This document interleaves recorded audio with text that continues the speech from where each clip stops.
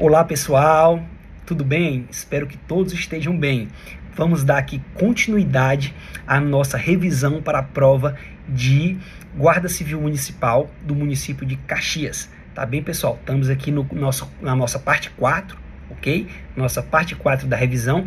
Nós estamos tendo como base a prova de Guarda Civil Municipal recentemente aplicada pela Banca Legatus no município de Croatá, no Ceará.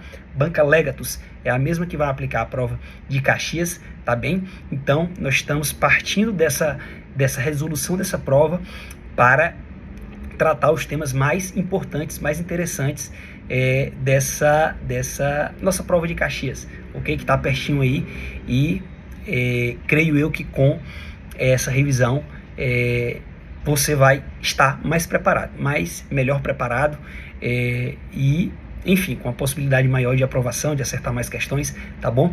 Então vamos lá comigo, pessoal. Se você ainda não se cadastrou aqui no canal no YouTube, não curtiu, não compartilhou, pessoal, me acompanhe aqui no YouTube para fortalecer a nossa rede social e para fortalecer o nosso projeto, que é um projeto totalmente gratuito, de natureza solidária, que visa a difusão do conhecimento. Tá bem, pessoal? Então, quanto mais pessoas tomarem conhecimento dessas nossas aulas, do nosso grupo, mais pessoas vão ser atingidas, mais pessoas vão ser beneficiadas, e não se preocupe com questão de concorrência, pessoal.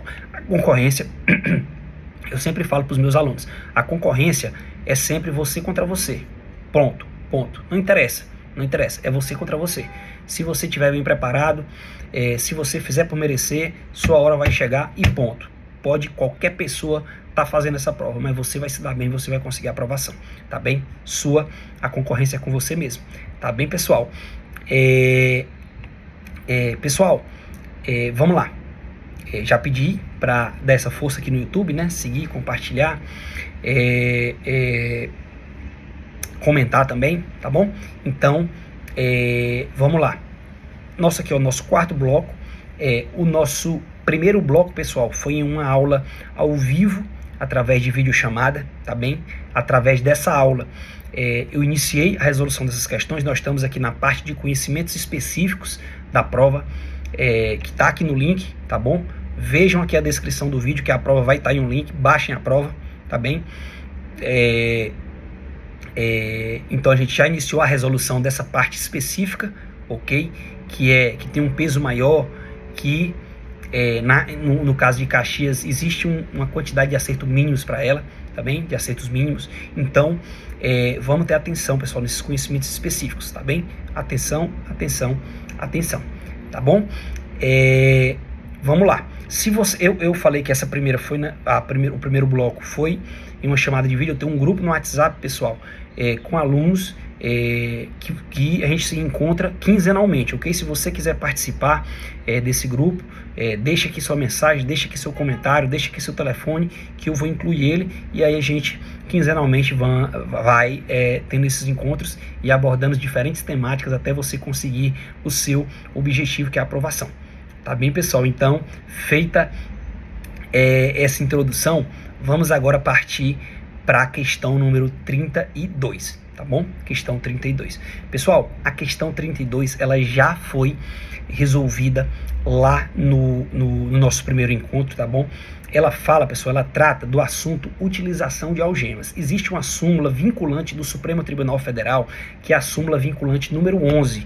Não deixem de ler essa súmula. Leiam a súmula vinculante 11, leiam a sua súmula vinculante 11, leiam a súmula vinculante 11, tá bem? Pessoal, em linhas gerais, o que é que ela vai dizer? Ela vai dizer que o uso de algema ele é excepcional, ok? No bloco passado nós falamos do uso de arma de fogo, na questão do disparo de advertência, da ilicitude desse disparo, e nós falamos que o uso de arma de fogo deve ser o último recurso, ok? Deve ser utilizado de forma excepcional como último recurso. Aqui na algema, pessoal, deve também ser utilizado como último recurso, tá bem? Só, pessoal, quando eu falo que é último recurso, não é para você ter medo de usar, não. Se você tiver ali diante de uma situação que for necessária, use sem medo, tá bem? E depois você justifica, tá bom? Que não tem problema também, tá bom? Se você estiver diante de uma circunstância autorizadora, você deve sim utilizar arma de fogo, deve sim utilizar algema, tá bom? Só que esse uso, ele, como eu falei, ele deve ser excepcional, tá bom? Então, pessoal, utilização de algemas, ele é excepcional, tá bem? Quando é que ele deve ser utilizado? Quando é que a algema deve ser utilizada, pessoal? Quando tiver perigo para a integridade física da equipe ou do próprio preso, tá bom? Quando tiver perigo, porque, por exemplo, existem situações, pessoal, que após cometer um crime, a pessoa quer se matar, por exemplo, entendeu? Então, se tiver ocasionando risco para a equipe, ou para o próprio preso, ou para algum familiar dele, algema, ok? Se for necessário utilização para resguardar a equipe ou ele, é tranquilo, tá bom, pessoal? Se o preso estiver oferecendo resistência, pessoal, também é possível utilizar a algema, tá bom? Se tiver risco de fuga do preso, pessoal, também é possível utilizar a algema, tá bem, pessoal? Lembrando que a súmula informa que caso a algema seja utilizada, no respectivo boletim de ocorrência você deve justificar por escrito, ok? Por que está utilizando a algema, tá bom? E informar a situação autorizadora. Primeiro você diz, ó, tinha perigo de fuga, tinha perigo de risco à integridade física de alguém, tinha a questão da resistência, tá bom? Então, você justificando, você pode utilizar, tá bom? Então, essa é o panorama geral da utilização de algemas, tá bom? Previsto lá na súmula vinculante 11, tá bem? E esse é o cerne da questão. Com esse conhecimento, você já responde a questão número 32, tá bem? Não vou responder ela porque já foi respondida no primeiro encontro, tá bem, pessoal? Vamos lá, vamos adiante. Vamos para a questão 33. Questão 32, pessoal, tratou de direito constitucional, tá bom? Direito constitucional. Essa matéria diz respeito a direitos e garantias fundamentais, tá bom? Questão 33, pessoal. Questão 33 trata de legislação penal especial e trata da Lei 11.340 de 2006, que é popularmente conhecida como Lei Maria da Penha, tá bom? Questão número 33. O que é que acontece, pessoal? Essa questão ela também foi resolvida no nosso primeiro encontro, tá bom? Na parte 1, e aí eu vou trazer aqui para vocês informações precisas, valiosas, com que você poderá resolver a questão, tá bem, pessoal? O que é que acontece? Pessoal, há não muito tempo, uma violação de uma medida protetiva de urgência, a punição dela, ela era questionada, ok? Algumas pessoas defendiam que o descumprimento da medida protetiva de urgência, ela não acarretava a prática de um crime autônomo, um crime novo, tá bem? Outras pessoas já entendiam, e portanto a conduta seria atípica. Outras pessoas entendiam que havia a prática do crime de desobediência previsto lá no artigo 330 do Código Penal, tá bom? Existia uma ampla discussão sobre isso. O que é que acontece, pessoal? De forma relativamente recente, foi inserido na respectiva lei, lá no artigo 24A, estou tentando aqui minimizar uma tela, mas vai dar certo. Aqui no artigo 24A,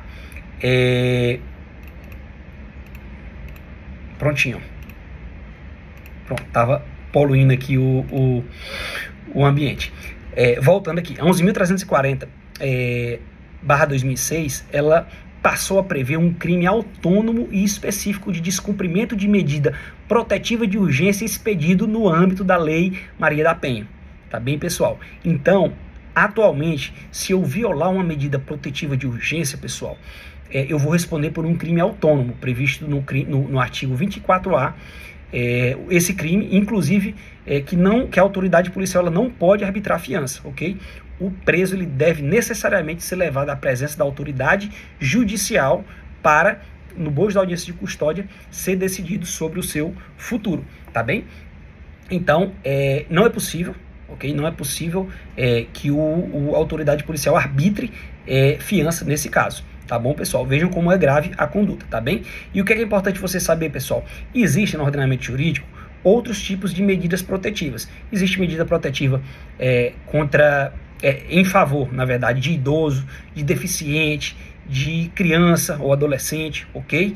Então, pessoal, se houver uma violação a esses outros tipos de medidas, é possível que sejam punidas no bojo de suas próprias leis específicas ou no bojo do Código Penal, tá bem?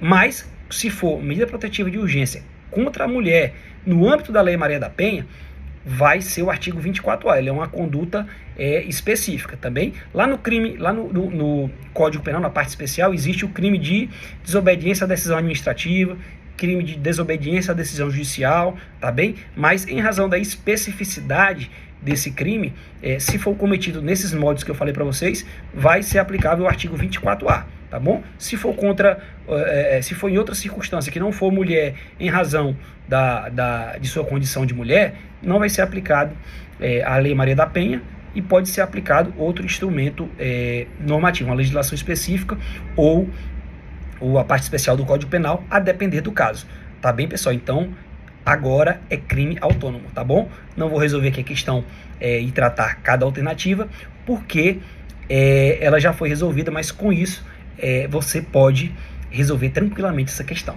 tá bem, pessoal? Então, estamos aqui na 33, vamos para 34, pessoal. 34 também tratamos o nosso primeiro encontro, que foi através da videochamada ao vivo com os participantes do grupo. Se você quiser participar, mande seu número, que eu insiro no grupo, ok? Pode me mandar mensagem, 86995130101, que aí a gente conversa e eu lhe coloco no grupo. Quinzenalmente a gente vai tendo reuniões e tratando sobre os mais diferentes temas, tá ok, pessoal? Vamos lá, questão 34. Questão 34, pessoal, trata de direito administrativo, a questão abordada no nosso primeiro encontro, tá bem, pessoal? A questão trata de bens públicos, tá bom?